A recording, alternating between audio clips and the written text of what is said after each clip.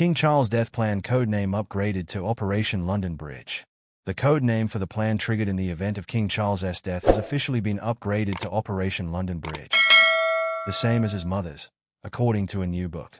Charles, who ascended the throne at the age of 73 following the death of his mother Queen Elizabeth II, was diagnosed with cancer earlier this year and has undergone an unspecified form of treatment for the disease.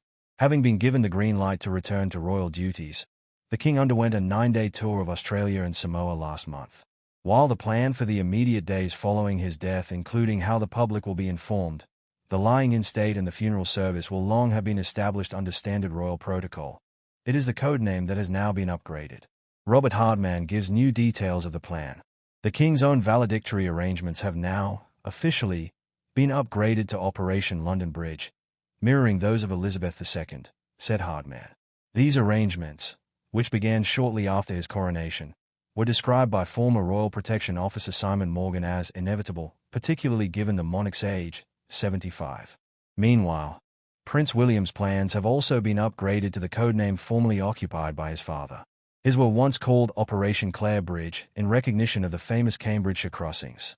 They have now been rebranded Operation Menai Bridge, a reference to the Suspenian bridge linking Anglesey to North Wales. The royal expert wrote, "That is now the code for the new Prince of Wales, with the Menai designation for all his immediate family in numerical order." Prince William's plans had previously been codenamed Operation Clare Bridge, after the famous crossing over the Cam, during his days as Duke of Cambridge. You need a plan for everything. In the past, the royal family has always kept such plans private.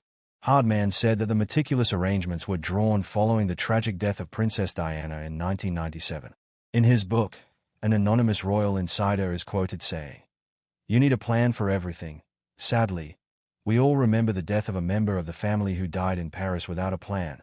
Although details of Operation Menai Bridge have not been leaked, they are expected to be similar to Operation London Bridge." Upon King Charles' death, immediate family members would be informed first, followed by the Prime Minister, with the news then shared across the Commonwealth and an official statement issued to the press. When Queen Elizabeth passed, King Charles reportedly insisted the family be informed before any public announcement. After the announcement, a notice will be pinned to the gates of Buckingham Palace, and flags across the country will be lowered to half-mast. Following royal tradition, Prince William will assume the throne immediately, though his coronation may take place months later. According to plans, King Charles's funeral will take place around 9 days after his death, mirroring the timeline of his late mother's funeral.